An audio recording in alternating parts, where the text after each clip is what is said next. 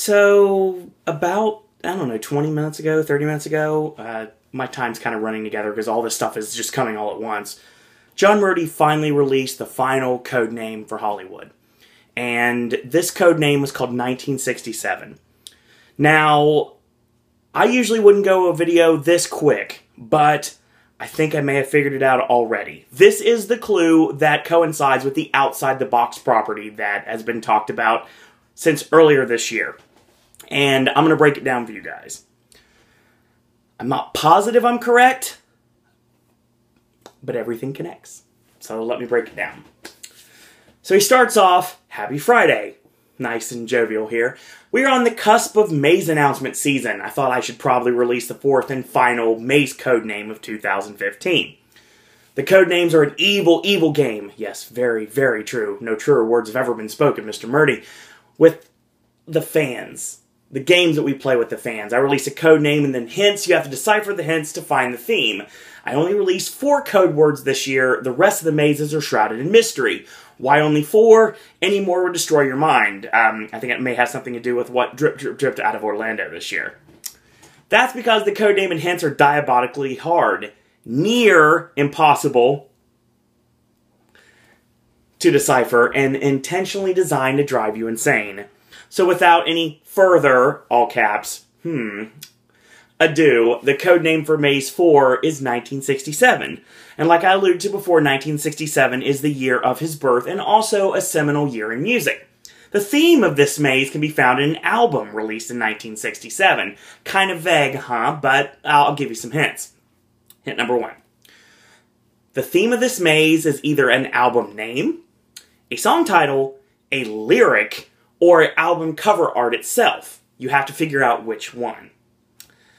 Now, immediately, I will give credit where credit is due to Charles from Designing the Fear, who I was chatting with at the time, and we together broke this code word rather easily. And pretty much from the get-go, we figured out what it was going to be. So, I'm going to go into my mindset a little bit. You go into Google, type in 1967 rock albums, and you get a list, a very big list. And we're reading the list down to Charles of all the different bands like the Stones and the Beatles and the Who and the Doors, and then we got to Jefferson Airplane. And right there we stopped. Because Jefferson Airplane had a song called White Rabbit. Right, if you don't know the song, obviously it was hinted around a lot with Dr. Jimmy's cryptic performances. And it's something that is actually going to be utilized here. So the answer to hint number 1 is White Rabbit by Jefferson Airplane. Now, the album you're looking for is not obscure. In fact, it's on the Rolling Stone list of the 500 greatest albums of all time. This list was released in 2003, and the placement of Surrealistic Pillow by Jefferson Airplane was number 146. Alright? Hint number 3. The band or music artist in question is not obscure. As a matter of fact, they're in the Rock and Roll Hall of Fame. Obviously, it's located in Cleveland, Ohio. I've been there before, and it's a really sweet location. In 1996, Jefferson Airplane were inducted into the Rock and Roll Hall of Fame. Okay? It's all starting to fit together, isn't it? Okay, 4. While the code name and hints are music-based, this is not music-based. It's based on some other medium. Well, if it's not music, then it could be a television show, a movie, or it could be something that is very rarely used, and that is something literal. Yes, it could be based on a book, and in this case, I think that it is. And it's furthermore solidified by the hint number 5. There is a literary connection to this band or album that might help you decipher whether the theme is in a song, a lyric, cover art, etc. Now, in late 1965 or early 1966, somewhere in between there, Grace Slick wrote White Rabbit, and it utilized imagery found in the fantasy works of Lewis Carroll. Lewis Carroll did 1865's Alice's Adventures in Wonderland, and this is the 150th anniversary of that book coming out. Now, this also has to do with his 1871 sequel, which is Through the Looking Glass. Alice in Wonderland was read to Grace Slick as a child, and it remained a vivid memory into her adulthood, hence why she connected everything to White Rabbit. The tick, tick, tick that Murdy kept posting all the time is starting to make some sense, isn't it? You're late for a very important date, and that date be Halloween Horror Nights Halloween Horror Nights 2015. I forget what but actually, it is Halloween Horror Nights but that's another story altogether. We'll talk about that later. This is Hollywood we're talking about, not Orlando. Halloween Horror Nights 2015. That's the date you're late for. Hint number 6, and this is the hint that throws everything off into a loop, and it may have just completely defeated me. The band or music artist in question, not from America, but they were extremely popular here. Though being extremely popular, Jefferson Airplane are from San Francisco.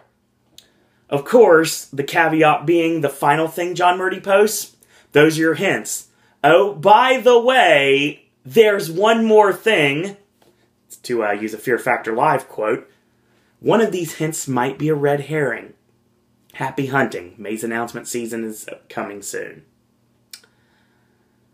This last one about it not being from America is a red herring. And I looked on Twitter and I saw people immediately jumping to talking about the Stones and talking about the Who and basically utilizing all that to try to get themselves not to decipher this to what it really is. The same thing I did with Name Game, trying to fit a square peg into a round hole. Didn't work then, but this does work now. So what am I saying? Well, the song in question is White Rabbit.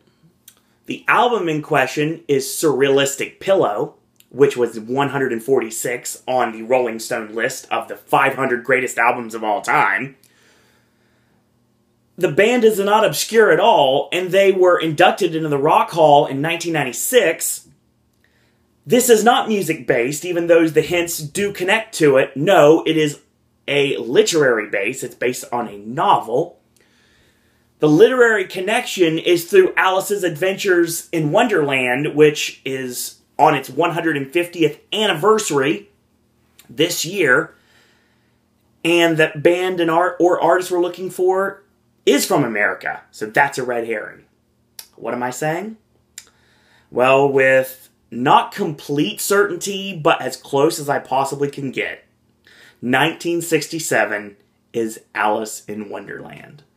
And if you're looking through Orlando speculation, it sounds like on the 150th year anniversary of Alice's Adventures in Wonderland, both coasts are going to share this property. Now, it's interesting because Murdy actually messaged a fan on Twitter and asked, I'll paraphrase here, if Hollywood and Orlando are going to be the same thing. Murdy said something to the extent of, not exactly, or not necessarily. Basically meaning that this is a literal connection. Lewis Carroll is in the public domain.